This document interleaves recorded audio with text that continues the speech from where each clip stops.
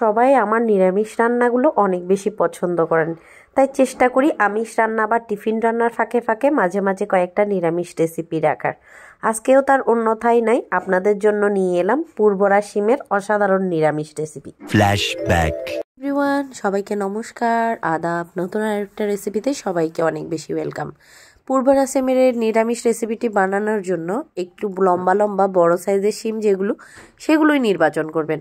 তারপর বটি দিয়ে শিমের দুই পাশের শিরগুলো ফেলে যে কোনো এক পাশ থেকে পেটটা কেটে আমি এখান থেকে যে বিচিগুলো সেগুলো বের করে নিলাম।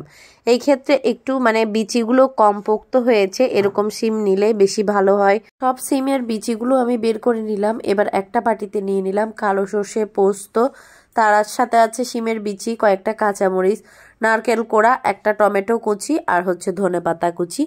এখানে আমি অল্প কিছু উপকরণ দিয়ে পুর করব, সেজন্য প্রথমে আমি নিয়ে নিলাম ব্লেন্ডারের জারে পরিমাণ মতো নারকেল কোড়া, তারপরে দুই একটা কাঁচামরিচ ভেঙে দিয়ে দিচ্ছি। ঝালের পরিমাণটা আপনাদের ইচ্ছা মতো দিতে পারবেন। তারপরে শিমের যে বীজগুলো বের করে রেখেছিলাম সেগুলো, তারপর সরিষা আর পোস্ততে যেহেতু বালু থাকে তাই আমি এগুলো কখন ভিজিয়ে রেখেছি, তারপর ছাঁকনি দিয়ে ছেঁকে জারে দিয়ে দিলাম। এখন ওগুলো ব্লেন্ড করে নিয়েছি। এবার পুর তৈরি করার পালা। এবার কড়াইয়ের মধ্যে দিয়ে দিলাম পরিমাণ মতো তেল, সে সাথে দিয়ে দিলাম 5 ফোড়ন যেহেতু নিরামিষ রেসিপি। তারপরে দিয়ে দিলাম টমেটো কুচি করে রেখেছি সেগুলো।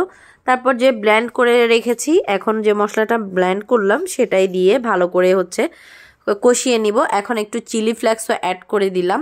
এই তো, তারপরে দিয়ে দিলাম ধনেপাতা যেগুলো কুচিয়ে রেখেছি সেগুলো দিয়ে শুকনো শুকনো করে আমি ভালো করে পুরটা তৈরি করে নিলাম। এখন পুরগুলো ঠান্ডা হোক। এখন একটা ব্যাটার তৈরি করার পালা। পরিমাণ মতো বেসন নিয়ে সেখানে দিয়ে দিলাম কালি জিরা, লবণ, চিনি, তার মধ্যে মরিচের গুঁড়া, হলুদের গুঁড়া, জিরার গুঁড়া, একটু গরম মশলার গুঁড়া দিয়ে ভালো করে পানি দিয়ে ভালো করে আমি একটা ব্যাটার তৈরি করে নেব। বেশি পাতলাও না আবার বেশি ঘনও না। এখন শিমের খোল যেগুলো আছে সেগুলোর পেটে পুর ভরার পালা। পুর যেটা রেডি করেছি সেটা ঠান্ডা হয়ে গেছে। এখন পুরগুলোকে শিমের পেটে ভরে দিচ্ছি।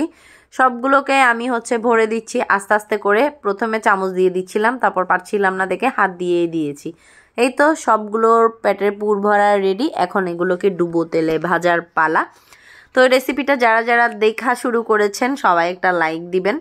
পুরোটা আশা করি যারা এতক্ষণ দেখেছেন সবাই কেমন লেগেছে জানাবেন। যদি ভালো লাগে অবশ্যই একটা শেয়ার করে দিবেন, বা শেয়ার করে আপনার টাইমলাইনেও রেখে দিতে পারেন। নিরামিষ দিনে রান্নার জন্য আপনার অনেক বেশি সুবিধা হবে।